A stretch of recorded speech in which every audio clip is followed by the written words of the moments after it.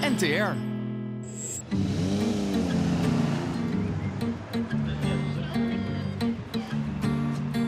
Als je de toekomst van Amerika wil zien, dan moet je in Texas zijn. Nu al wordt 1 op de 10 Amerikaanse baby's in deze staat geboren. Texas is een magneet voor nieuwkomers van binnen en buiten Amerika. Het is booming in alle opzichten en verschiet ook politiek razendsnel van kleur.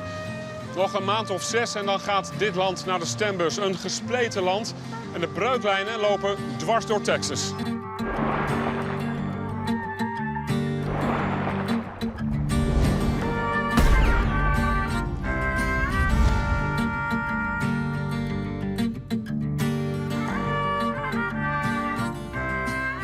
In een voorstadje van miljoenenstad Houston wordt gedroomd van een politieke revolutie.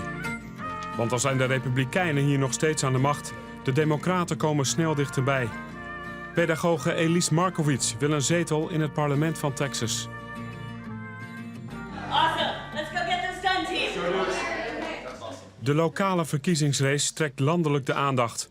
Ook vanwege de helpende hand van Beto O'Rourke, die zelf 2 jaar geleden al bijna een Republikeinse senator uit het zadel wipte. Definitely. We'll figure that out. Thank you for doing that. Yeah, appreciate it. Thanks, guys. Hey, so proud of you. Keep it up. Are you gonna go knock some more doors? Yes. Okay. Yes, yes. Good. Alejandro, good job. Keep it up. And then will we see you for the pizza party at 6? Yes. Okay, cool. Right on. Beto, zoals ze hem hier liefkozend noemen, gaf de Democraten in Texas weer hoop. Hij was zelfs even presidentskandidaat en is nu de motor achter de beoogde comeback van zijn partij. We're not running against anyone or anything or any political party. We are running for one another and for this country that we love so much. This is the most important race going on in the country right now. We are 9 seats down from a majority in the state legislature in Texas. If we win this seat, it will begin the momentum we need to win the other 8 seats. We will have a majority that will move forward on sensible gun legislation, confront climate change before it's too late. So we have a lot of work to do, but in order to achieve that work, we need to elect good candidates. And so we're all knocking on doors for Elise Markowitz right now. Dr. Markowitz. Yes. We're with Dutch TV. Awesome. How are you? Very good. Goed zo, right? Pretty good. Yeah, you're running this race for the Texas House, not even nationwide, but candidates from all over the country, national candidates come here. What does that say about you and this race?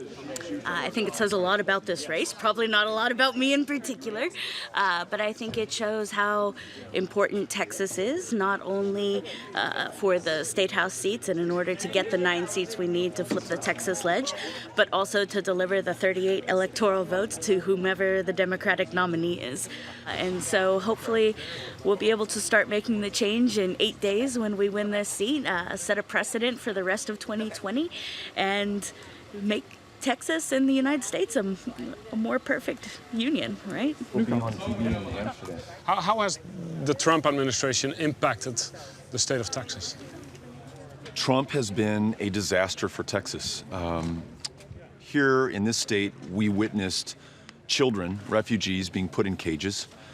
We know that 6 children have lost their lives just over the last year who were in the custody and care of the United States government. These are refugees who traveled 2,000 miles in a harrowing, death-defying journey, only to lose their lives in the custody of the wealthiest, most powerful country on the face of the planet. You have a state that is the least insured in the United States, so it means that people with diabetes are dying of that 100 years after we developed insulin. Trump's policies, which pit one American against another based on your race or your gender identity or your country of national origin, have been a disaster for the state. What is at stake this election year here in Texas, but also nationwide? If Donald Trump wins re-election, I'm convinced we will lose our republic. We will be a democracy in name only. We will have said that someone who's defied the rule of law, someone who has been able to invite the assistance of foreign powers, whether it's Russia, Ukraine, he's even asked China to investigate former Vice President Joe Biden, can be returned to a position of public trust. And it means that any hope of making progress on the things that we care most about is lost. Connell, all right, we'll see you all. Bye-bye. Beto, did you hear? Beto. Oh, that poor bastard. Well, poor pathetic guy. He was pathetic. Remember, the arms are flailing. I noticed he was flailing with the arms, and he was standing on tables. He was standing on countertops. I said, does he ever, like, stand on the floor and speak? But he's waving his arms and going crazy, and I said, what the hell is he doing? What is he on?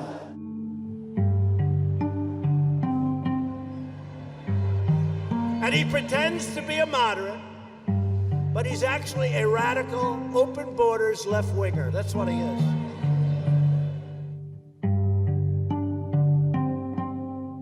Socioloog Steven Kleinberg zag het allemaal gebeuren. De ongelooflijke transformatie die zijn Texas de afgelopen jaren onderging. De toekomst speelt zich in Houston nu al af. Hi, how are you? What would you like to drink? Hi, a little orange juice, or maybe a cup of coffee, actually. Cup of coffee? Yeah. I'll have an orange juice. Orange juice? Sure. You want an apple here, or you want to take it to go? You take it to go? We'll take it to go. Yeah. Sure. Thank Make you. it in a moment, okay? Okay. Oh, this looks wonderful. Are you from Guatemala? Of course. Of course. Everybody here is. So you want an orange juice, right? Please. Houston's the most rapidly growing city in America in the last 30 years has been the influx of African Americans, Latinos, and Asians. And this biracial southern city dominated by white men has become the single most ethnically diverse major metropolitan area in the country. Were you born in Houston? Yes, sir. How long ago? Since 2001. Did you see the city change over the past 20 years? Your parents are from Guatemala? Correct. Yeah. The other key story in Houston, in America, is the 76 million Anglos born between 1946 and 1964. So we're going to watch a doubling of people over the age of 65, overwhelmingly Anglos, and the younger people disproportionately African American, Latino, and Asians. So that's why it's a done deal. You know, close the borders, build your fence, close off America, round up those 10 million people you think are here illegally, and send them wherever you think they're supposed to go. 63-year-old Anglos are not going to be making a whole lot more babies. The future, it is absolutely a done deal that no force in the world will stop Houston or Texas or America from becoming more African American, more Asian, more Latino, and less European background. Which means that people like you, don't want to insult you, elderly white guys, Yes. I'm getting there, Okay, will be hang in there. gone. This is a microcosm, as I say, of all the peoples of the world, all the religions of the world, all the ethnicities coming together in one remarkable place, building a new, something that has never existed before in human history. A truly successful, inclusive, equitable, united, multi-ethnic society gathered together in places like Houston and New York and eventually in all of America.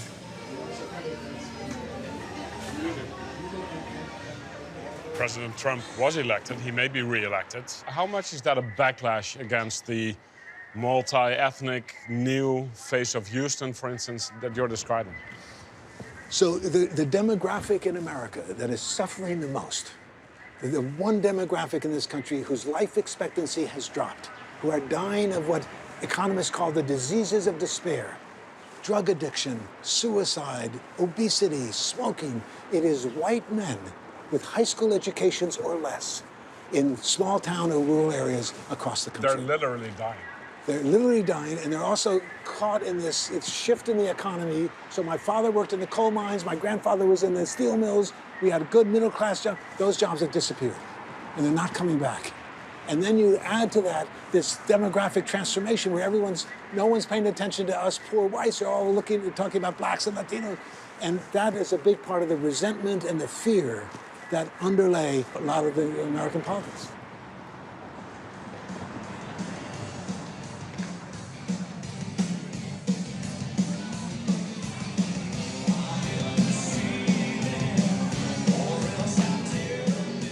Maar bestaat dat oude Texas dan helemaal niet meer?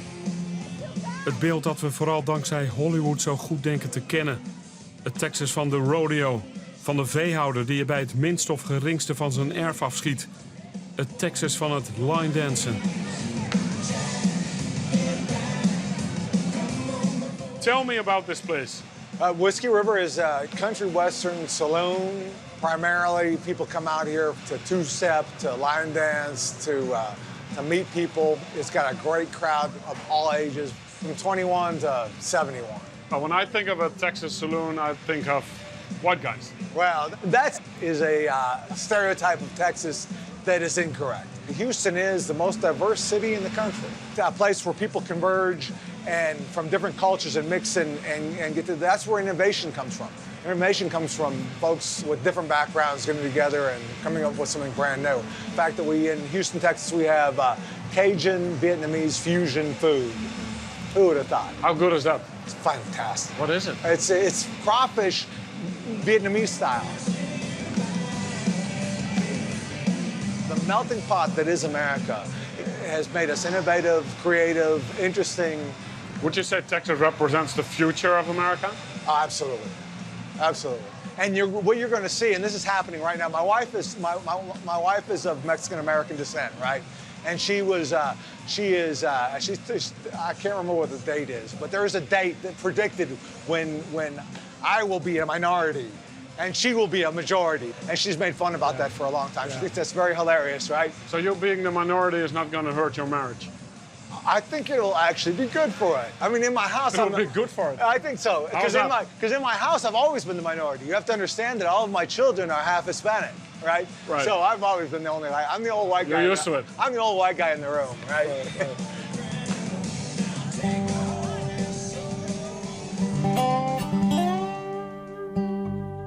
We laten Houston even achter ons en reizen zo'n 1000 kilometer naar het noorden. Naar het gebied dat de Texas Panhandle wordt genoemd en een andere wereld blijkt. Bijna 90% van de mensen hier stemde op Donald Trump omdat hij het Amerika dat zij kennen in stand wil houden.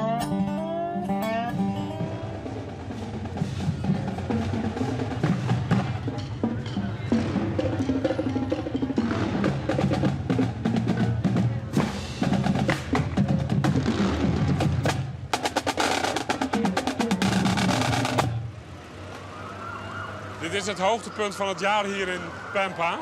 Op dit moment vinden dit soort parades in het hele land plaats, in duizenden stadjes en dorpen.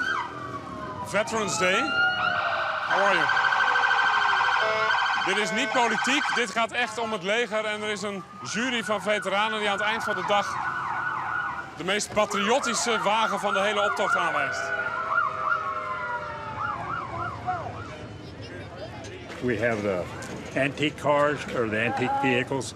We have the best float. The best and float. we have the most patriotic. What would be the most patriotic? The more stars and stripes? Well, I can't tell you that till I see what's coming up the road. Is there a specific Texas thing you're looking at, or a Texas? Well, we'll have our motorcycle group come up. They're dedicated Texans, and they're all veterans from Vietnam. We got Afghanistan and Iraq and different members on our motorcycle group that are coming up that served in the war over there. I served in Korea in 1963, 1967. It was a great time in my life to be able to do something for our country.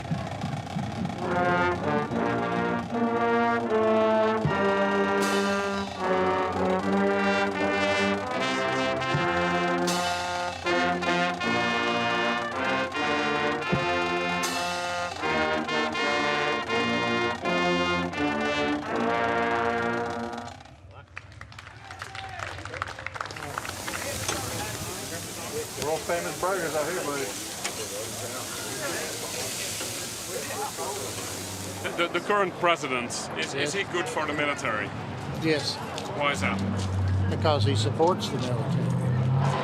What's your main reason for supporting Mr. Trump for his re-election? What's your main thing?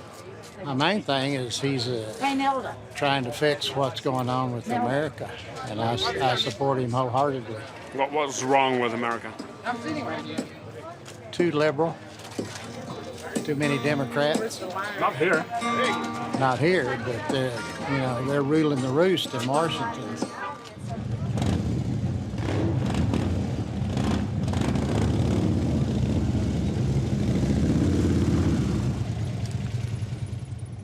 Most of my friends at the high school are Republican. I mean, most of us are pro-Donald Trump. Something that we believe as Texans that we can do, I think he's living it, which, I mean, I would qualify as the American dream. I think he's living the American dream, and he's really a wholehearted American. Like, he's looking for ways that are going to make our country better. So I think that the way he goes at things, like being a businessman, he's married, has children, he's the white picket American fence. He could be Texan. He could be, yeah. He could come to this town, and we would probably bring him in like family. Can I have your attention, please? At this time, we're going to announce the winners. From the best float goes to Statue of Liberty float, which is the VFW. If you'll come up and get first place. Thanks We for really those, Billy. appreciate Thank you. The second place float was the VFW motorcycle group. So if you'll come up, David. Thank you, guys. Thank you. So, thank you very much. All of that is appreciated. Y'all come down and support them. Thank you. Not much has changed in the 16 years of living here. I mean, everyone knows everyone, so you can't get away with anything.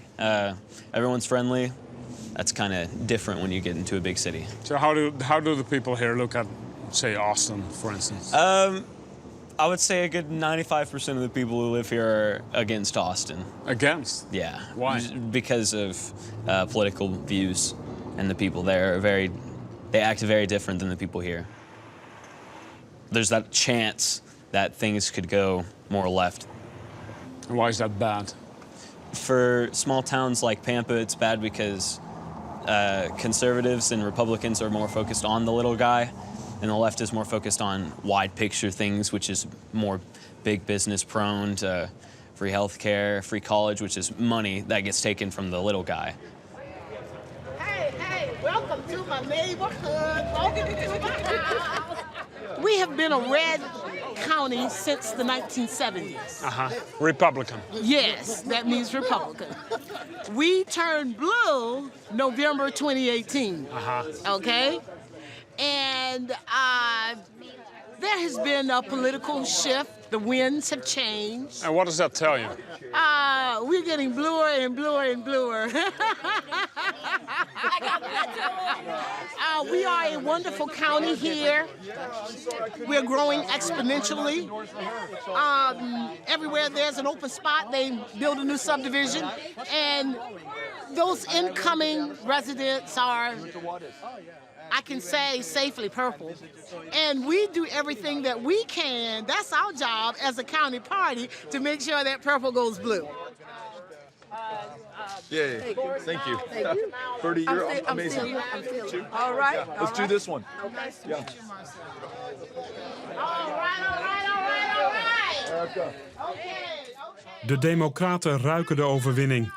In de buitenwijken van grote steden met vaak gematigde kiezers daalde de populariteit van Donald Trump de afgelopen jaren snel. De Democraten hopen dat ook Trumps partijgenoten daar last van krijgen en dat dit gebied voor het eerst in decennia voor een democraat kiest. We are on a mission to make sure that the Democratic Party looks like the Democratic Party. We got to have black elected officials. We got to have Hispanic elected officials. We have to have Asian elected officials. That's right. And we've got to have Anglo elected officials. Right.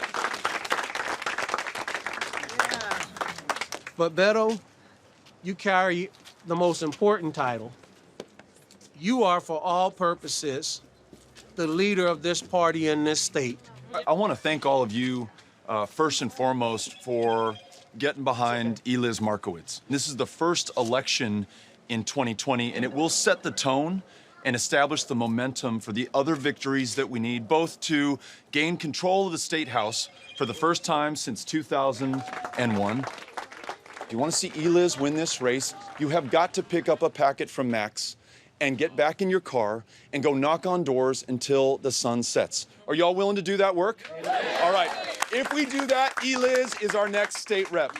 And then the Holy Grail, ensuring that we deliver the 38 Electoral College votes of Texas to defeat Donald Trump once and forever.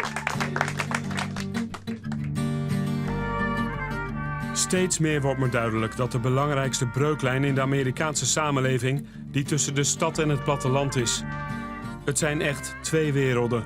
En toch bekruipt me het gevoel dat de spanning tussen die twee in Texas nog net iets voelbaarder is dan elders. Hoe kan dat? Journaliste Mimi Swartz geeft met liefde een spoedcursus Texas voor beginners. What is the most common misconception about this state?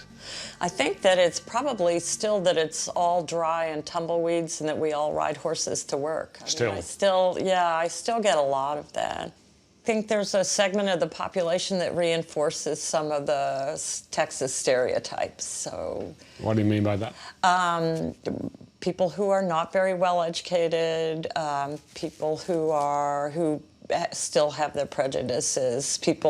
There's a large strain of anti-intellectualism in Texas, and I think that has survived despite all our efforts. Where does that come from, the anti-intellectualism? I think it comes, way back in our history where Texas was the capital of individualism and no one can tell me what to do. I know best and I'm in charge of my fate and get out of my life. I think people were alone and they had to fend for themselves in these enormous spaces.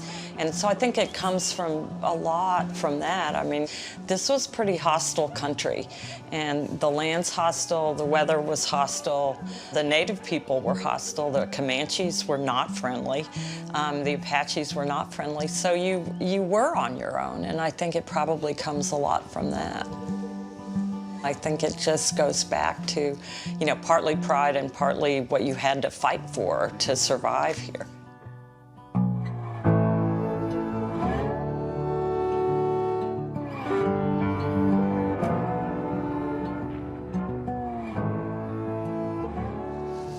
Nog geen 200 jaar geleden was dit waar ik nu sta Mexico. Texas hoorde bij Mexico, maar wilde heel graag onafhankelijk worden. En in die strijd speelt dit een mythische rol. De Alamo, het fort de Alamo, 1836. Er zitten hier 200 Texanen in. Buiten staan bijna 4000, is de schatting, Mexicanen. En die ongelijke strijd hielden de Texanen in het fort bijna 2 weken vol. Toen was de strijd voorbij, toen wonnen de Mexicanen. Maar de manier waarop die Texanen ten onder gingen vervult de mensen hier tot de dag van vandaag met grote trots. Je kan zeggen, in dit gebouw zit de ziel van deze staat. Men, we can expect no help. I stay here with my command. But any of you who wish to may leave with all honor.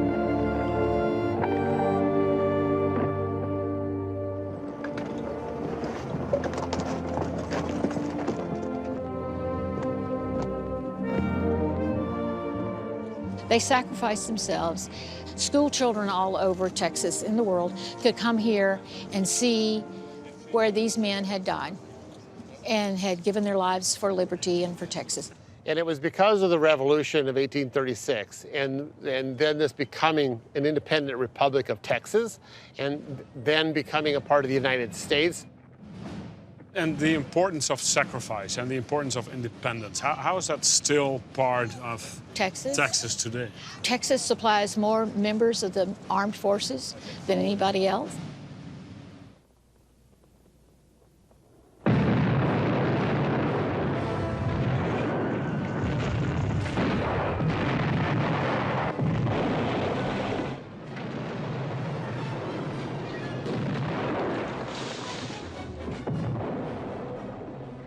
In 2009, I graduated high school early so I could join the military. I enlisted with the Army.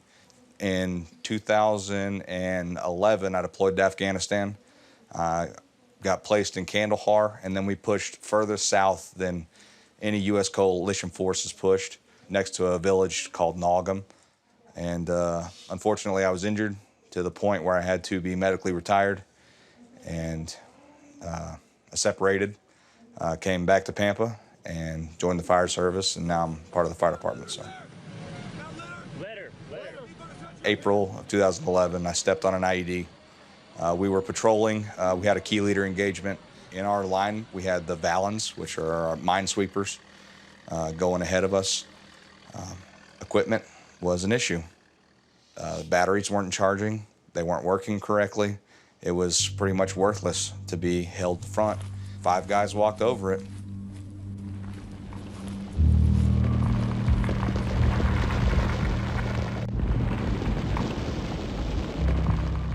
I can remember a rock coming up, and it's just like time was slow, if that makes sense. This rock come up, and then it was black. No pain, nothing, just black. I woke up like 12 hours later. Had a tier 2 brain bleed, traumatic brain injury, torn Achilles, burns on my thighs from the ammonium, shrapnel in my left knee and my left elbow. Some guys got injured, some guys got killed. It was a pretty bad situation. You almost lost your life. Yes, sir. Because the equipment wasn't good? That was a major factor. Who do you blame for that?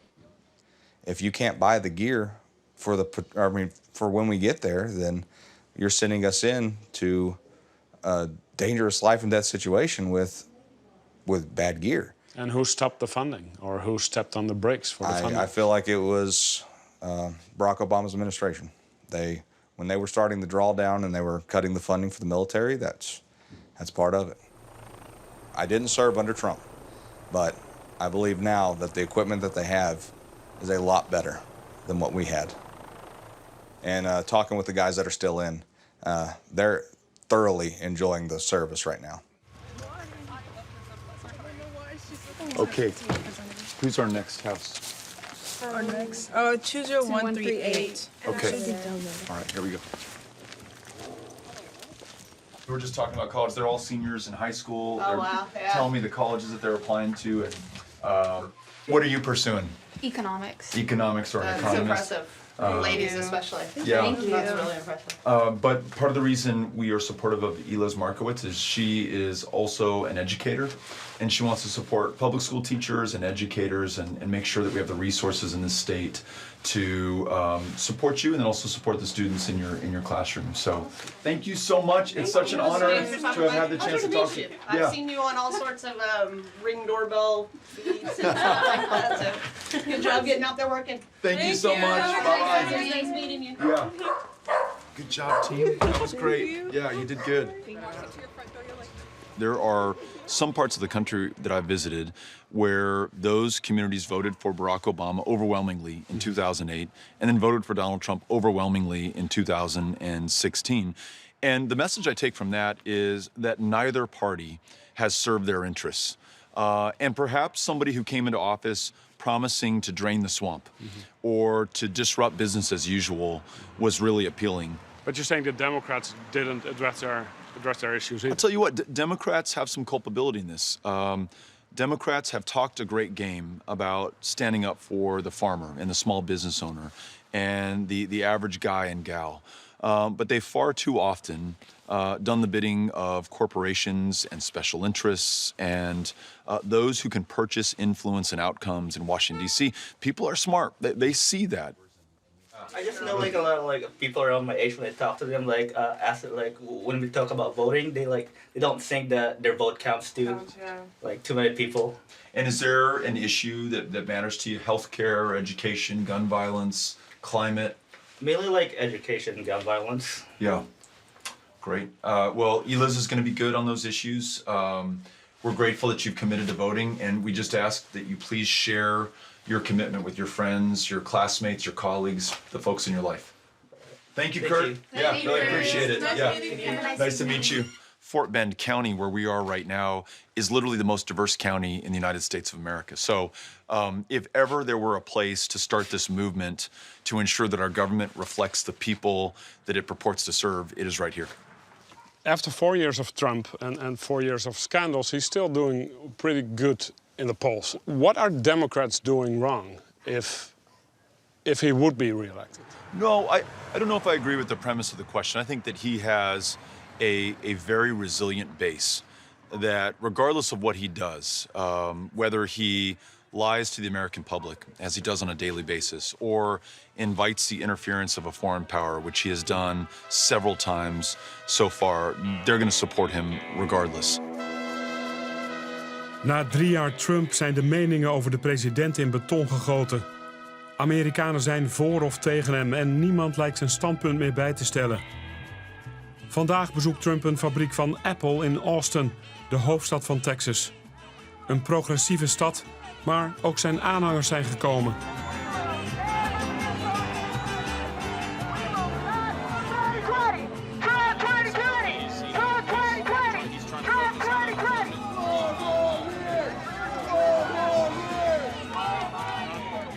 Is he going to come by here, or?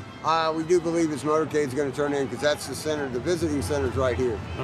So we believe he's going to. Visiting center is right Apple. here? Apple okay. Manufacturing Center.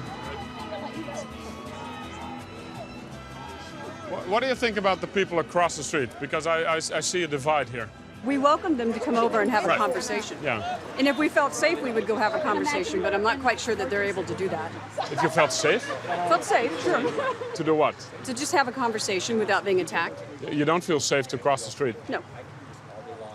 And they get violent. They are not tolerant of Christian viewpoint. They're not tolerant of anything that's different than their viewpoint. If it's different than theirs, it's a hater. If it's different from theirs, you're a racist. And that may not totally be true at all. It may not be true at all. Somehow in the last 10 years, to love your country and be proud of where you're from is a bad thing. And But many Democrats would disagree. They say they're proud of their country. They love America. But they don't like the American flag. They burn it. Democrats burn the flag. I see an American flag across the street. That would be interesting to see which side he's really on. I don't know. What do you mean? These are you know, you see the signs. These are Democrats. Well, he didn't carry a sign that's saying anything Democrat. Having jobs. Oh, I'm glad he's carrying a flag. But if he is, that's great. I'm really glad. That would be really refreshing. Yeah, that's something we have in common. Excellent. See, I think we should have something in common. Zou het dan toch mogelijk zijn? Een soort halve handreiking naar de andere kant. Gelijk maar even daar de temperatuur op meten. What brings you here?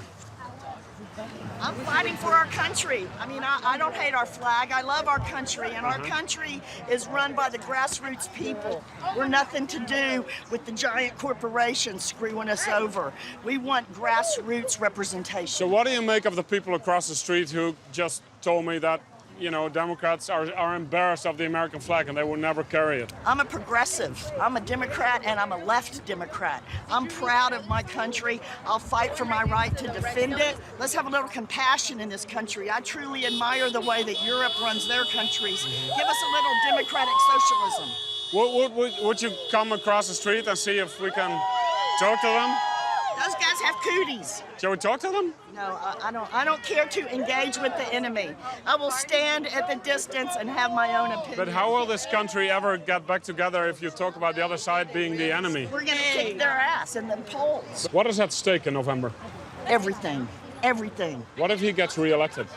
I'll still be on the front lines fighting. I'm not giving up my country to the right-wing bigots. No.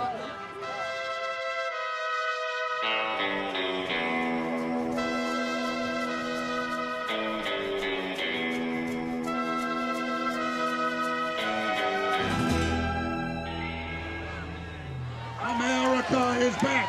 America is back. Democrats are KKK. That's Alex Jones.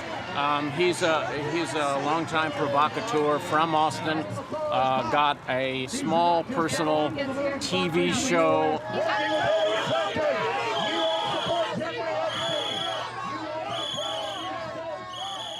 That it looks like out of a horror movie, you know, the evil psychos that run the mortuary and are torturing people. I mean, he looks like, well, I mean, he could star in a horror movie as a serial killer. He just radiates evil, and his actions are incredible. Is he a robot, an alien? No, he's a sociopath.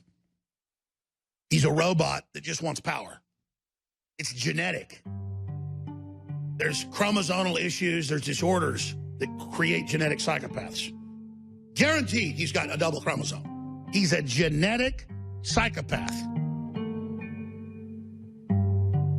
That's right. You guys need to get away from Satan you love so much. Let's make America great, Alex.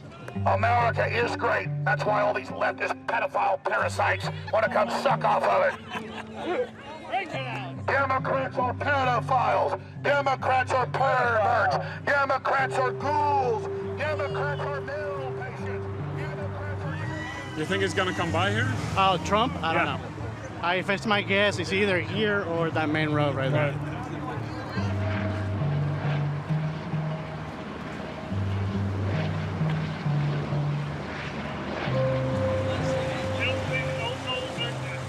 Fascists!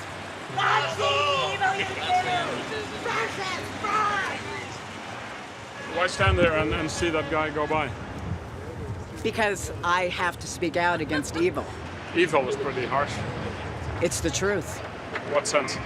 He's a fascist. He is against everything that this nation stands for. I've worn a uniform for this country. I'm LGBT. He is threatening everything that I know about this country. Did it feel good to yell that at him? To call him a fascist? Absolutely, because it's the truth and it's my First Amendment right. I wore a uniform to protect that right. And I pray for a better time in this country. This is one of the darkest times in our history since the Civil War, and it's the greatest threat to our democracy since our Civil War. He's evil. De verkiezingsdag in Houston nadert. Een democratische overname van de macht in het parlement van Texas zou een grote stap zijn op weg naar de heilige graal. Ervoor zorgen dat Texas voor het eerst sinds 1976 bij presidentsverkiezingen weer in democratische handen valt. Thank you all for coming. And what an amazing event it has been, huh? Yes. Yeah, this is what democracy looks like. I want to introduce my hero, the guy who got me off the couch, my hero, Beto. Every minute, every step, every calorie was spent in service of a greater goal and an amazing candidate. And Eliz Markowitz, I'm just so proud to be able to do this with you and would be so grateful if you could be one of our representatives in the state legislature. So that's why we're happy.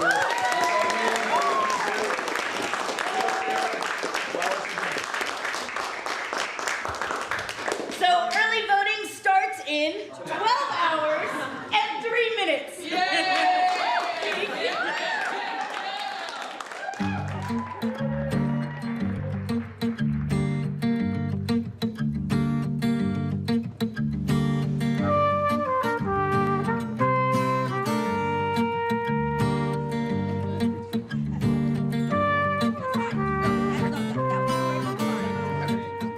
This is the race. This is the race to focus on. Yes, sir.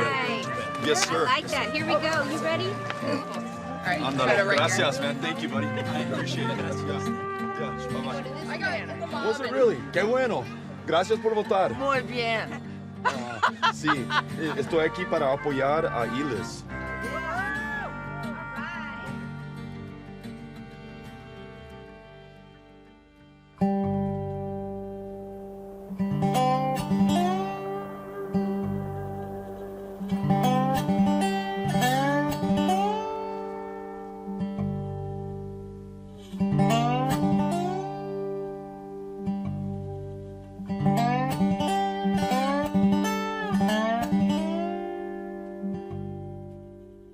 It's a special day.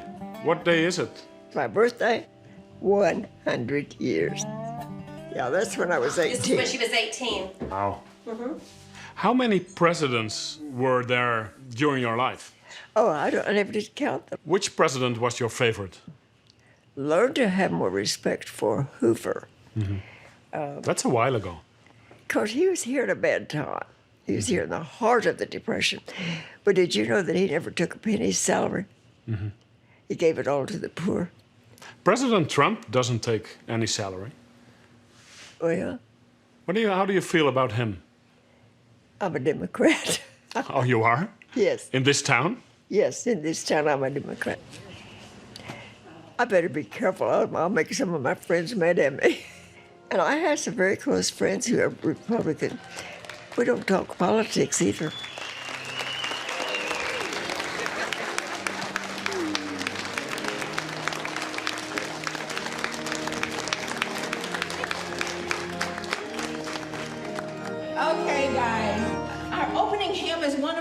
favorites, and we know it was one of Mary's favorites, so let's just sing How Great Thou Art.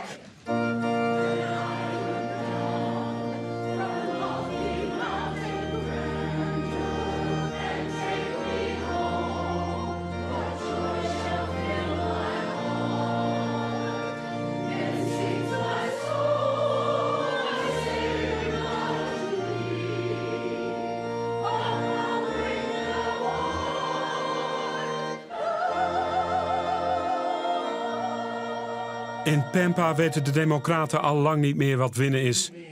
In de hele Texas Panhandle hebben ze sinds 1952 geen verkiezingen meer gewonnen. Al bijna 70 jaar. En waarschijnlijk gaat het ze ook nooit meer lukken. Zo razendsnel als Houston verandert, zo blijft hier alles precies zoals het was. We're a family. It's simply put that way. We're a family. It doesn't matter where you come from. If you come to Pampa, you become part of this family. And everyone cares for everyone. I have a 2-year-old son and a wife, you know, and people find out that I have a small business. People want to be involved in their lives as well. I do chauffeur and taxi services in the rural area of Pampa and the surrounding counties. And how's that business going? It's doing great. Our business is doing very well.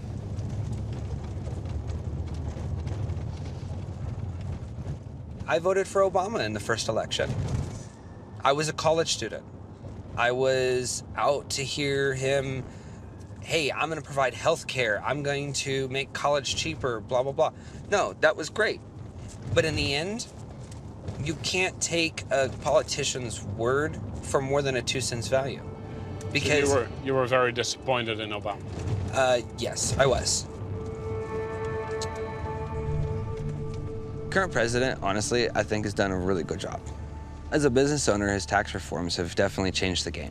I've seen a decrease over the past couple of years in how much money I actually have to pay in taxes, which is great because I can actually have money in my pocket to be able to take care of my employees, especially with being such a small business. I look at it this way. The United States needed the shakeup. We have had career politicians in office for years. Trump is not a career politician. In my opinion, we needed the crazy in the office.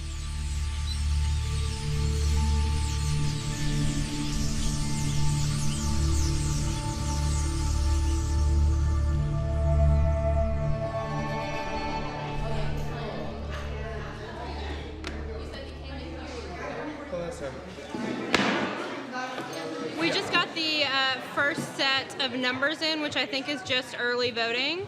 And so we are sitting at 41.07%.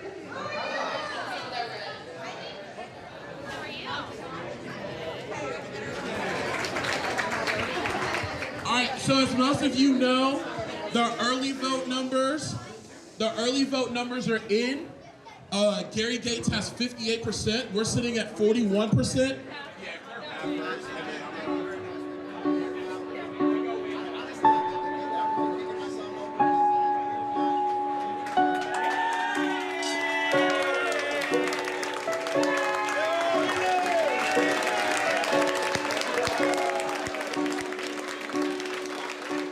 We're not done.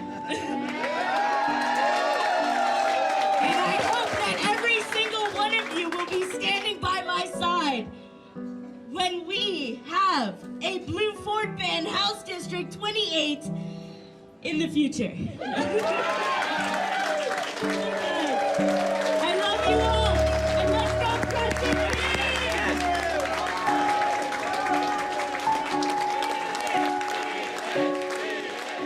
Hoe graag de Democraten ook willen, het Republikeinse verzet blijkt keer op keer stug. Deze slag om Texas is verloren.